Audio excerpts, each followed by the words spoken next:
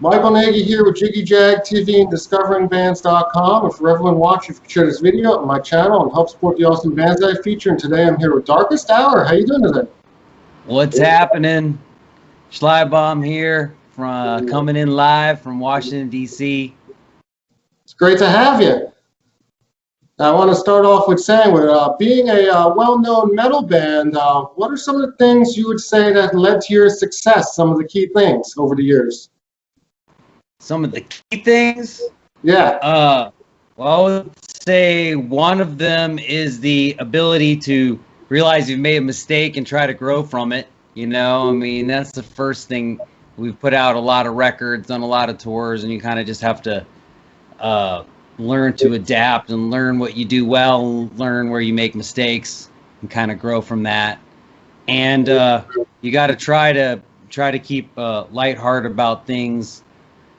It's really easy to take this very seriously, but sometimes you got to just take it easy. And that's why we're happy to have like a dojo cat like this guy, Jet, right here, to keep things light. So those are my two big pillars of advice for people. Just keep it light, you know what I mean, and be able to see where you're making mistakes and successes, and talk about them with your crew openly, Awesome. Now I see you got your latest Live in Lockdown album, so you want to tell us a little about that?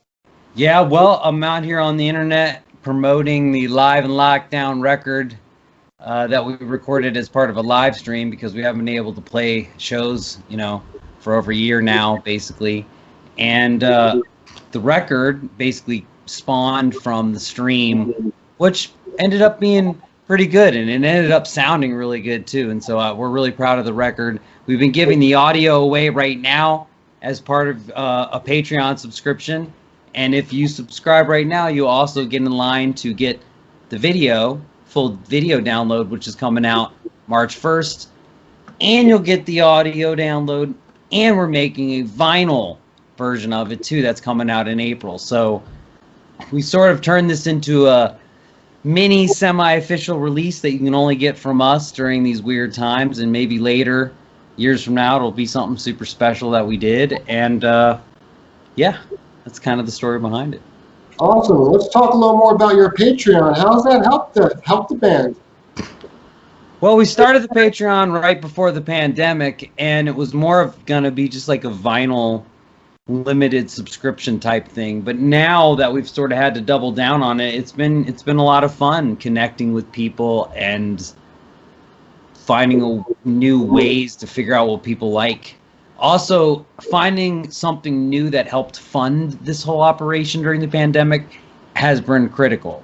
So everybody who subscribes not only helps fund the cool special items we're doing, but also helps fund album 10, which we're working on right now, which hopefully will come out sooner than later, but is taking a little bit longer due to the pandemic, obviously, and just things in general. But Patreon's been the backbone of the whole operation so far.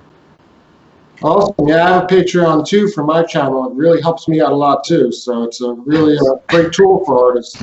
So you're familiar with the Patreon platform, and you know how cool it is, but anybody that doesn't know what it is, it's basically a monthly subscription service where we just offer all things Darkest Hour, and we turn that money around and give it back to people. It's not a huge profit base for us, and I do like to say in all my interviews, we're a band, not a Patreon, but we do have a Patreon. So it's been fun, and I think people should try to join in and be a part of it because, like anything we've done, you never know how long it'll be around until we adapt to something new, Yeah. I want to say your last album, it made number 42 on the Billboard 200, and does that help set the bar higher for like the next record, being like the 10th record coming out? Well, I think having 9 records really kind of puts you in a position to where you have to first think, does the world need album 10? And then what do they need from album 10? So I think we're in that position, and it's a fortunate position to be in. Look, we have all these toys to play with, and we have plenty of time now that things are moving a little slower. The only thing we don't have is access to each other. So I think that you have the pressure of all those things you created as a team in a room together, and you're just going to have to live with the fact that we're going to be patient until we can get to that experience again, because that's sort of where the magic really happened. So I think right now, the weight of the success of the prior albums plus the adapting to the new situations are kind of why we're in the middle of the story. But you know, it is an interesting story because right now we're doing all sorts of new stuff, like the Patreon and like all the stuff we're doing on there. That's not just exclusive records, you know, all the access, Q&A, other stuff we're doing. I want to say, with all the emotions that are going on through the pandemic, is that going to help you think inspire new music for the 10th record?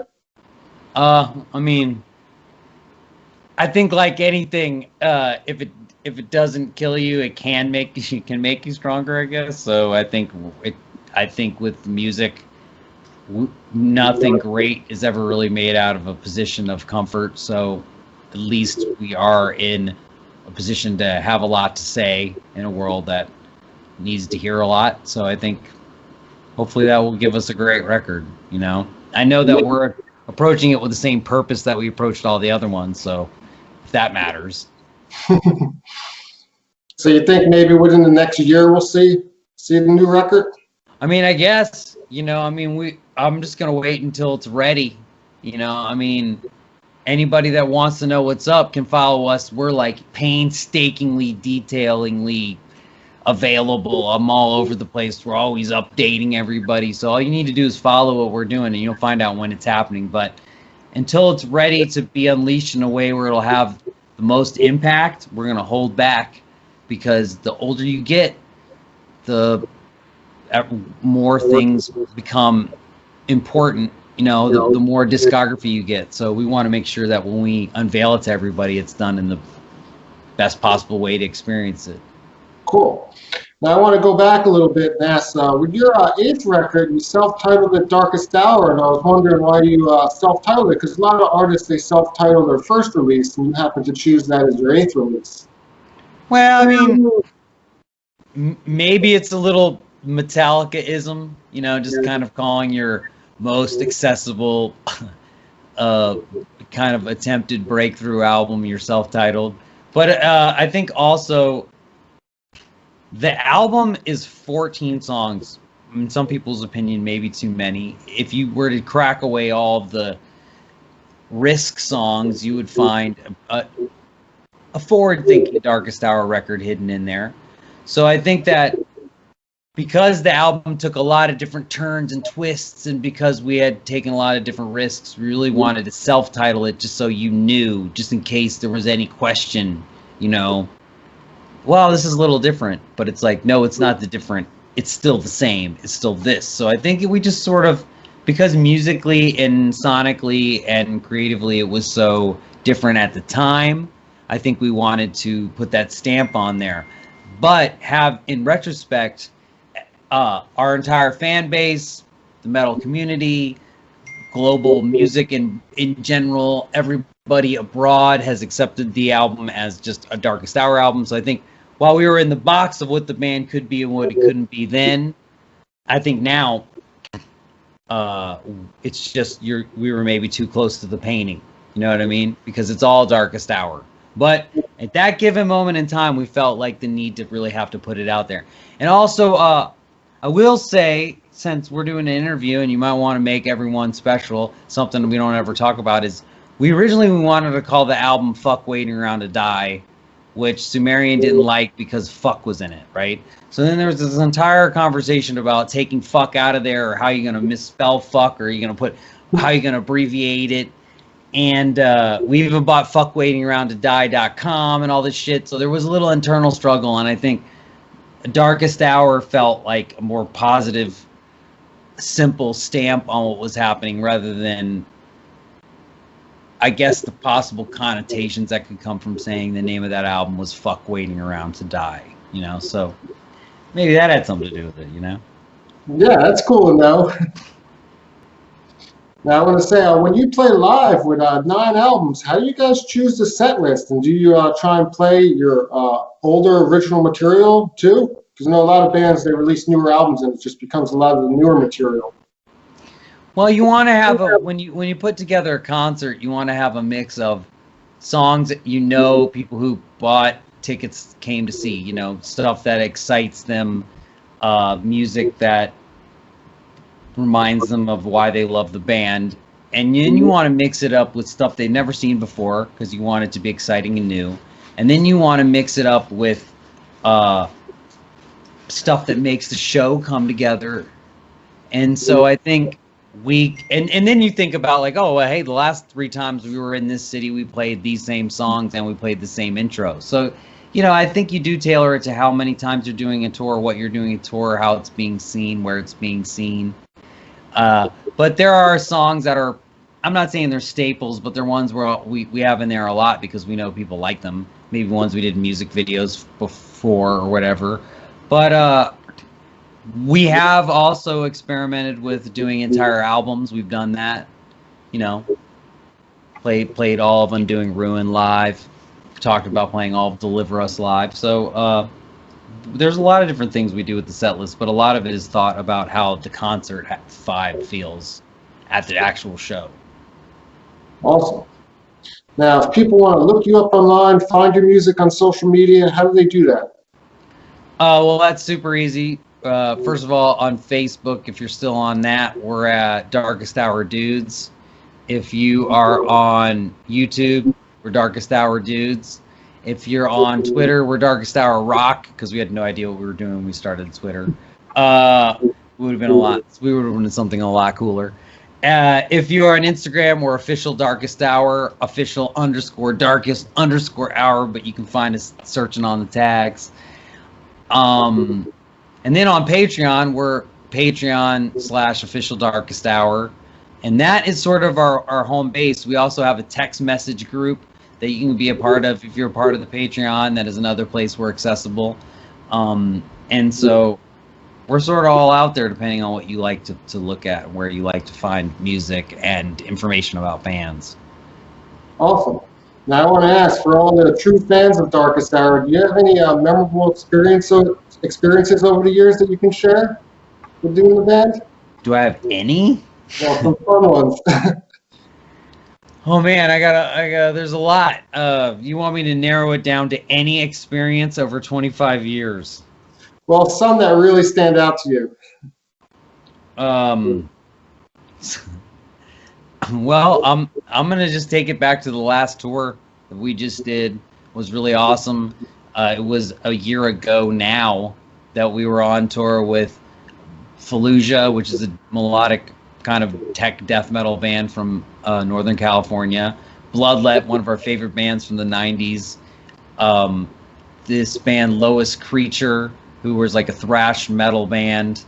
And we were kind of out there like a regular tour, man, sharing a bus, partying, sharing bottles every night. And it was kind of like a regular tour. Really don't think that different about it. And then when you think about it now, we were like in Italy doing that. We were all up in Germany, Switzerland. We were in the places where COVID was spreading, right when it was spreading, right when that was happening. And luckily nobody on the tour caught it.